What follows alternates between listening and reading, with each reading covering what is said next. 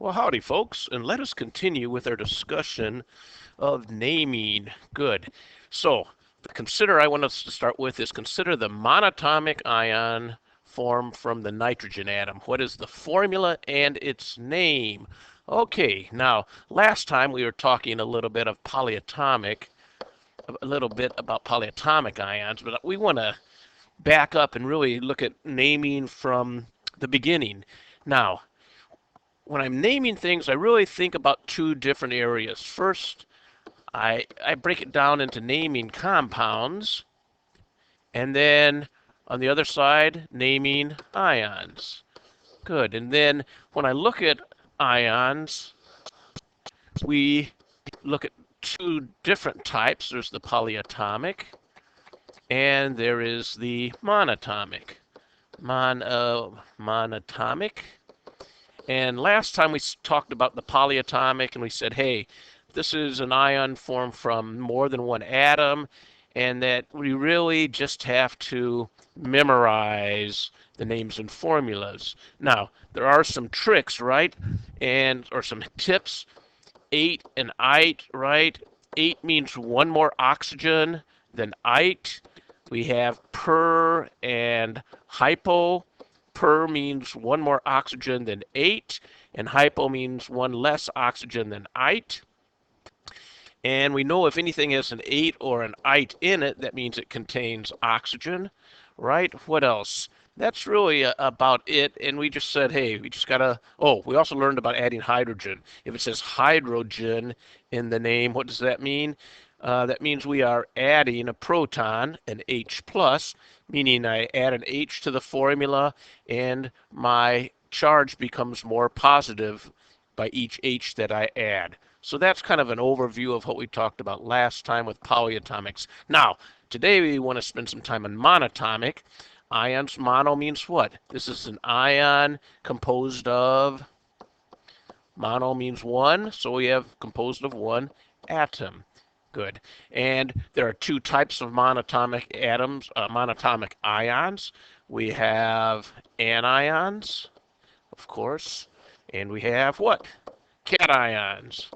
Good. And cation is a metal which loses electrons, and an anion is a non-metal which gains electrons. Good. Now, back to our question. I have a monatomic ion nitrogen. Okay, nitrogen. And it's going to become an ion. So we look at nitrogen. Nitrogen is where on my periodic table? Here's nitrogen.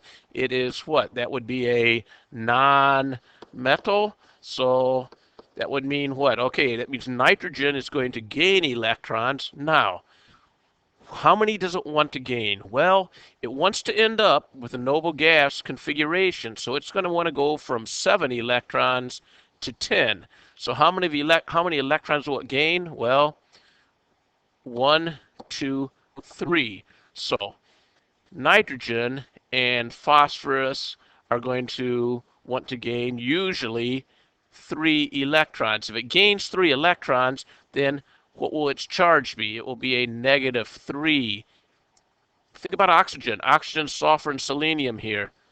How many electrons do they want to gain? Well, they want to gain 1, 2. So everything here is going to be, when it's in its stable, most stable ionic configuration, it'll be -2. And these guys here are going to be -1s. Okay? So nitrogen, phosphorus, -3s. Oxygen, sulfur, selenium, -2s. Fluorine, chlorine, bromine, iodine, what do we call these guys? They're called the halogens, -1s. Okay, so that's how we determine the charge. My nitrogen group is going to be a -3, 3 minus. My oxygen group is going to be a 2 minus, and my halogens are going to be 1 minus. So that's how I figure out their formula. So that's the formula. That's how we determine the formula. Good. Now, the second thing is naming. So how do I name anions? It's very simple. We take a stem and we add the word ide. Okay, now, what are some common stems?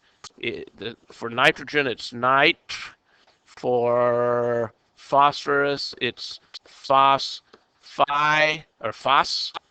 And let's see. So this would be nitride, phosphide, oxide. What else? Bromide. And those are probably, oh, sulfur is not sulfuride, it's sulfide. And so my stems, these are very common stems. Phosphate, ox, brom, sulf, and sometimes you even get a carbide, which would be a -4, carb, not carbonide, but carbide. All right. Oh, and hydride, hydride. So hide for hydrogen. So those are my typical stems. And really, remember, how do we say what's the name of the ion? Stem plus ide. So formula for nitrogen. Nitrogen, 3-. What's the name? Nitride. All right, here you go. Bring me back when you have the answer. Okay, monatomic ion, bromine.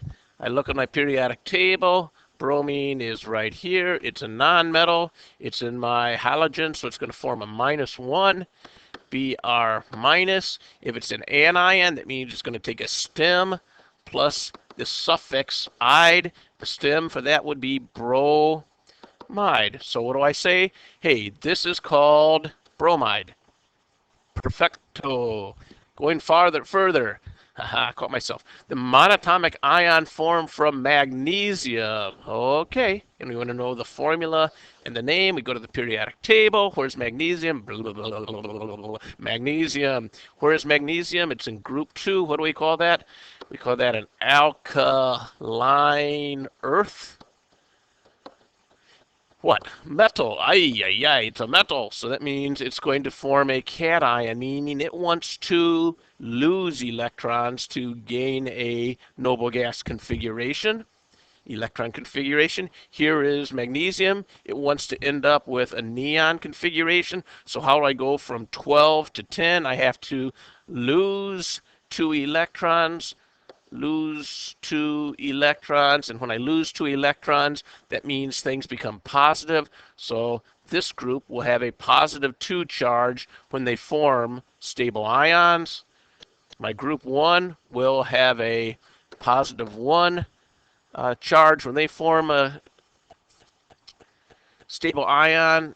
Aluminum here is going to want to do what? It has 13 electron, wants to get to 10. Aluminum is going to form a +3. And my D and F block, we're going to hold for a second because I got something special for you there. Here we go. Magnesium. Oh, yoink. Let's go back, take some notes. Magnesium. What do we do? Metals lose electrons. And so group 1s form +1. Group 2s form +2s, or 2 pluses, sorry, 1 plus, 2 plus. Aluminum forms 3+. And so that's the formula. That's our formula side of things. Now, how do I name it? So in naming cations, it's very simple. Cation name,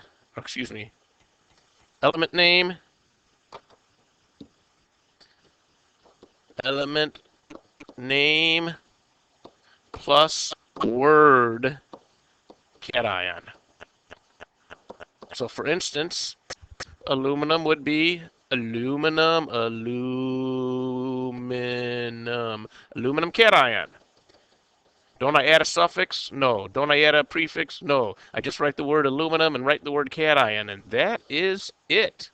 Woohoo! Piece of cake. All right, magnesium. What is its formula? Mg2+. What is its name? The magnesium cation. Yahoo! I bet you guys can do this one. Go. Pause me and bring me back when you're ready. All right, it's a monatomic ion, potassium. Let's go to the periodic table. Where is potassium? Potassium is K right there. So that is a +1 charge. It will form as an ion, and so it's going to be K plus. And what do we call it? Potassium cation. Good, good, good, good, good. Next, consider the monatomic ion formed from iron. What are its formula and name? Okay, let's go to the periodic table. Where's iron? Did you see IR anywhere? IR, IR. Oh, no, no, no. It's not IR. It is what? Fe. There we go. Fe. Now, is it a +1, +2, or +3? Well, Mr. Smith, you haven't told us because this is what? This is my D block and my F block, and there are special things about D and F. And what is special about D and F? These guys can form multiple cations.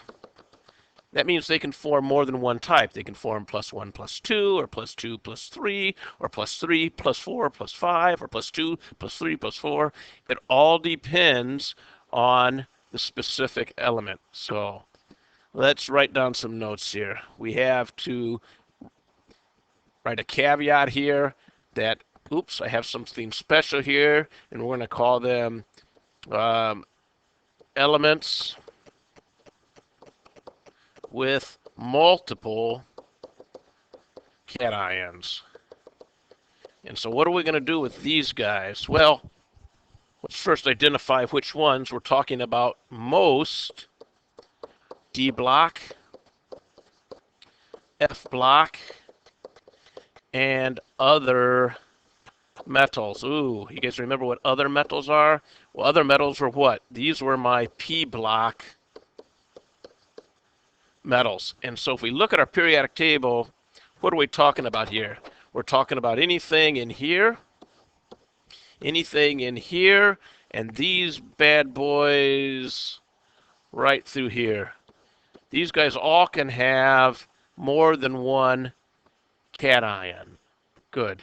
Now, the bad news and good news for you is the bad news is there are some I want you to know. The good news is I don't want you to know them all. So what are the ones that I want you to know? First, iron is going to make +2 and +3 most commonly. Copper is +1, +2. Lead is +2, +4, and tin is +2 and +4. So I want you, for my class, to memorize these guys. Now, you have to remember, anytime I have an element in the D block, we have to assume that it forms multiple cations. However, there are some exceptions. Okay, and really, these guys we want to put over here. We have some D block which form only, well, I should say only, but most of the time, one cation. And so these are kind of exceptions to the D block. Silver is almost always +1. Zinc is almost always +2. Cadmium is almost always +2. If you look at those in the periodic table, they're aligned just like that. And so I want you to memorize that these guys do not have multiple cations. They only form one cation. And that will become important later. Good. Oh, I'm confused now. What's my question? Okay, I need to know the formula and the name for iron. Well, I really don't know. We said iron could form what? We said iron can form two types. So iron could be +2 or +3. All right, good. So let's answer it that way. Iron can form +2 or iron can form +3. And so we'd say what? Based on the way we had named things, we'd say this is the iron cation and this is the iron cation, right? Wait a minute. These things are different. That's a +2 and that's a +3. How can they have the same name? Well, they can't have the same name. So we have to somehow identify them as being different. And so what we do with these guys over here that have multiple cations, the way we name them is we say the metal name. So you put the element name. And then charge in parentheses. Parentheses. And then the name, and then the word, so, and then the word cation. So we look at this, right? That is 10. What's the charge? 4. So we're going to put it in parentheses as a Roman numeral. Charge in parentheses as Roman numeral. Okay, so what's the Roman numeral? There we go. So we'd call that 10,4 cation. This would be copper 1. Copper 1 cation. Good. So we go back to our question. What is this then? This would be iron 2 cation, and this would be iron 3 cation. And so that's how we tell them apart. Good, good, good, good, good. Here we go. Consider the monatomic ion formed from lead. All right. You guys give this a try and bring me back when you're ready. Okay, lead. Lead we had in our list over here, right? Where's lead? Here is lead. Good. Lead is Pb2 plus and Pb4 plus, and you all will memorize that, correct? And so here's Pb2 plus, and here's Pb4 plus. Now, how do I tell them apart? I would say what? This is the lead. The name for this is lead what? 2 cation. And the name for this would be what? Lead 4 cation. All right. That's not so bad. Good. Here we go. Let's see, you guys give this one a try. Consider the monatomic ion formed from silver atom. What are its name and formula? Okay, bring me back when you're ready. Aha. Okay, this was a trick, right? Of course, we look at our periodic table and we find silver here, right? You say, D block, multiple cations, right? No, because I said in our notes, there are some D block that only have one cation, and among those is silver, and we have to memorize silver as +1, zinc is +2, and cadmium is +2. And so what do? We come down here, we say, okay, what's the formula? The formula is silver. There's only one of them, it's silver plus, and what's the name? Well, we're going to name it like any other regular cation, silver cation. Well, don't we put the charge in parentheses? No. Why not? Well, there's no ambiguity. There's always just silver plus. Since there's no ambiguity, there's no need to put a charge in parentheses. Everyone knows that silver cation is Ag+. Whereas if I just say iron ion, some people are thinking iron 2, some people are thinking iron 3. All right, great. And I think I want to quit right there. See you guys.